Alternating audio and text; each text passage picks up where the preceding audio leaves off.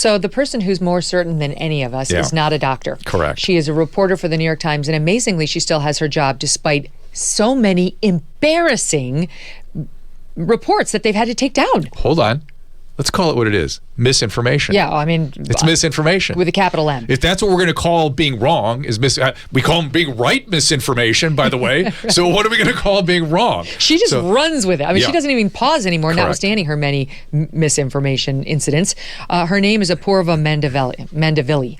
And this is the person who grossly overstated the number of children who were hospitalized by a factor of like 900 times thanks to COVID. I mean, over and over again, she makes mistakes to be charitable, and they're always in the direction of COVID hysteria. Of course. So she's still on the beat. Just a couple days ago, in the New York Times, she prints, "Feeling terrible about your COVID shot? Then it's probably working." And she goes on about how it just means you have a vigorous immune response and you have more antibodies. And somebody who we both really love and respect, Vinay Prasad, one of the good doctors on COVID. He's not a lunatic one way or the other. He's been so measured. He is an oncologist. He's an academic oncologist who I found years before COVID. He had a podcast called Plenary Sessions where he would evaluate medical literature. He is clairvoyant, and I don't mean literally, but his ability to penetrate medical literature. It caught me right away when I found that podcast 5 years ago. And then he became a rational skeptic, in regard to COVID, and now he's been on the warpath a little bit lately. He's great. Well, now he sees. I mean, now we have the evidence of how wrong everybody was, and he was on it. So he tweets out, "Dear New York Times, this is an appeal to the real journalists and editors who work there. Please take a look at the several articles I have written about errors by Apoorva Mandavilli. These are basic journalistic errors that mislead the public. Come on, you must want to be balanced." Oh, Vinay. Journalism is not just advocacy for the misguided. And then he goes on to say, "Please look at her articles more closely. Sincerely, a concerned doctor and researcher."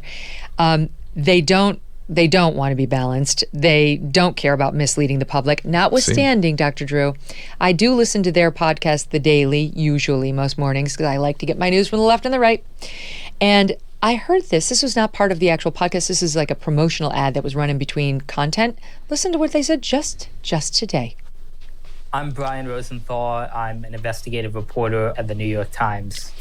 The New York Times does not publish until we can prove that something is true. They do not publish until they can prove something is true. Has that been your experience with Apoorva Mandavilli and COVID, and anybody at the New York Times? It is. It's why I stopped reading the New York Times. I started realizing I was being misled a lot of the time, and I just that is an astonishing statement that they could say that.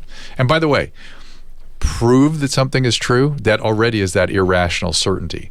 We can ascend to the truth. We cannot prove the truth. And by the way, I could just got to talk about that all day, but that is disgusting, frankly. And when I got first thoroughly disgusted with the New York Times is when their editorial board demanded lockdown, and I thought, why do you have a seat at the table? You suddenly you've learned about this non-pharmacological intervention and you have an opinion about it?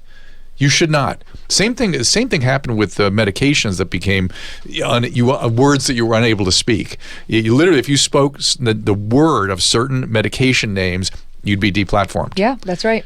And now they're being recommended. Yeah.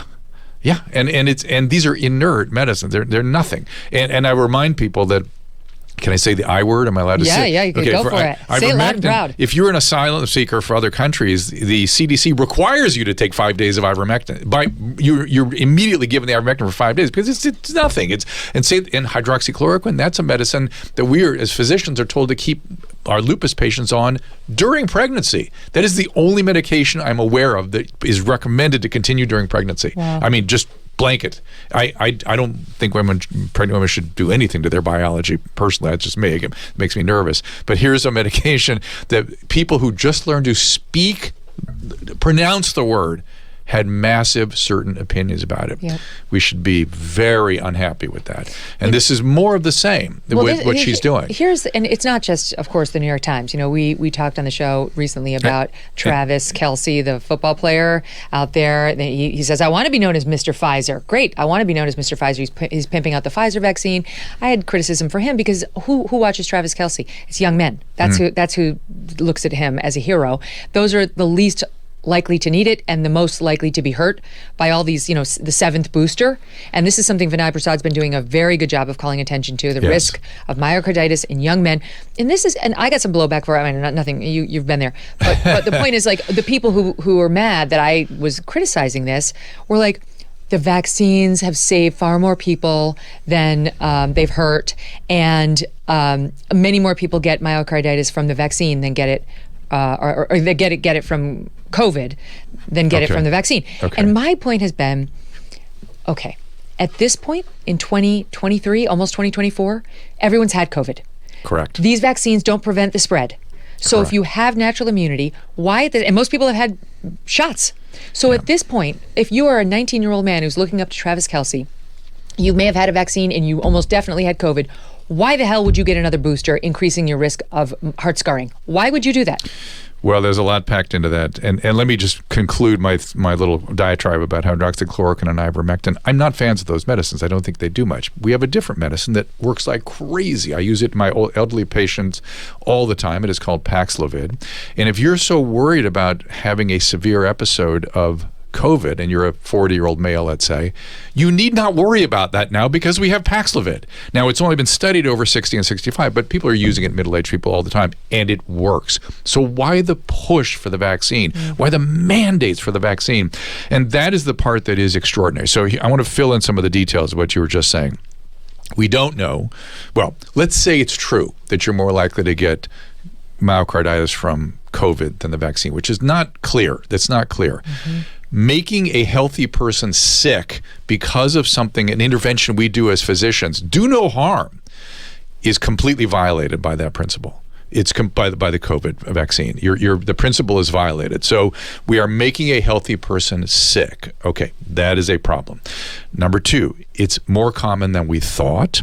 And if you remember when this was starting to percolate up, people were like, well, it's mild, it's no big deal, it's self-limited, blah, blah. Look, in my world, throughout my entire career, 40-year career, myocarditis is a medical emergency. It's a dire problem. And a publication just came out 5 days ago in Circulation, a major cardiology journal. It's called Circulation. An excellent study, and it took my breath away. I didn't know why it wasn't headline news. I suppose it has to be reproduced, which I totally endorse, but the study itself took my breath away. It was a large study, and it showed that approximately half of the young males that got myocarditis had permanent heart damage. Yep. Permanent. That means that we don't know what percentage are going to be disabled by this as they get older, are going to develop heart failure, or going to need cardiac transplants, some of them. Oh my God. It's breathtaking, this study, and why it wasn't a big headline. I've sort of sent it around a little bit because I don't understand why people aren't reacting to it. And one study does not truth make, right? You want to be skeptical. You should be. It needs to be reproduced. But this was a terrible, terrible thing. So my question is, and by the way, just for the fuller record, my elderly patients are all fully vaccinated, and those that want the boosters, they get the boosters. I've seen almost no adverse event in the elderly patients, so some of them are starting to say that maybe something is going on, but we're watching that. And they benefited because elderly people have a lot to gain. You're 85 years old and you get COVID, it's a serious thing. So the risk of the vaccine is worth it. In a 27-year-old male, the illness is a nothing. So the vaccine is all risk. Right. Why the push? Why are we pushing?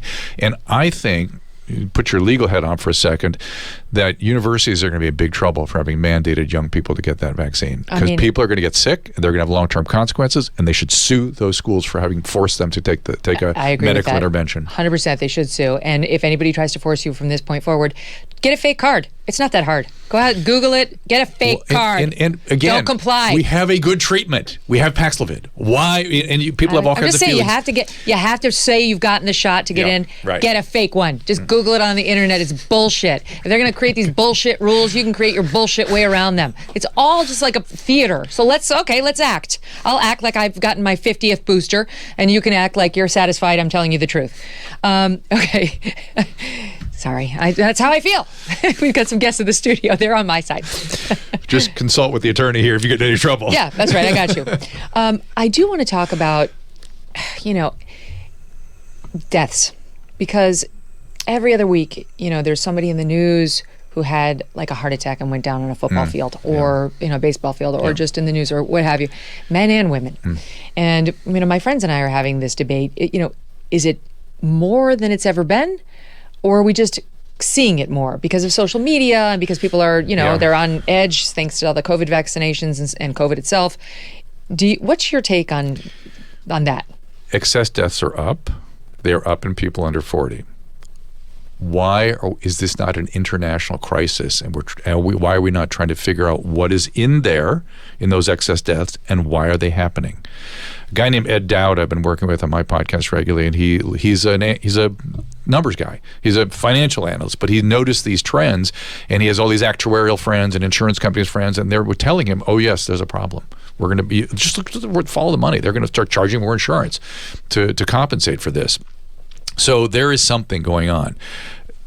People are quick to dismiss it as, oh, well, of course, the lockdowns caused mental health problems and the substance use and the fentanyl, but surely are in there. But when they have teased it out a bit, that's not all that's in there. That's not. There's a lot more stuff going on.